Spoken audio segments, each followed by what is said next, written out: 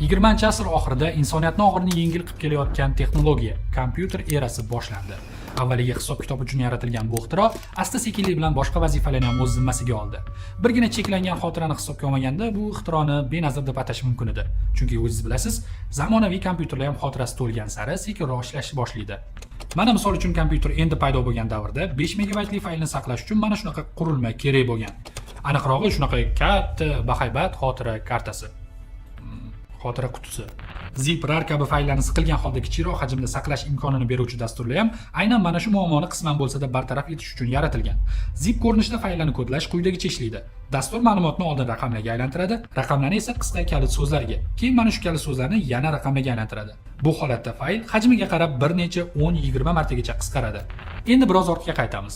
1995-yildan boshlab insoniyat fayllarni qanday saqlash muammosiga umuman duch kelmasligi mumkin edi.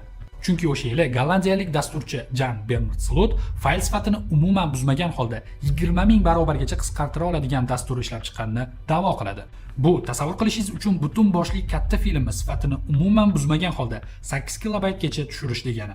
1999-yil Jan Slot dasturni to'liq ishlab chiqqach, uni amalda taqdim qilish uchun 64 kilobaytli xotira kartasiga sifatini umuman buzmagan holda 16 ta to'liq metrajli film yozishga muvaffaq bo'ladi.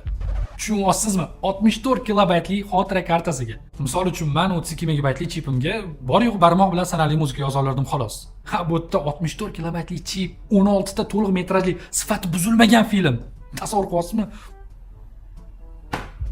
Lekin afsuski, bu ixtiro bugungi kunda mavjud emas. Sababi Jan Slot bu dasturni sotish uchun shartnoma imzolanishi kerak bo'lgan kundan bir kun oldin yurak xurujidan vafot etadi.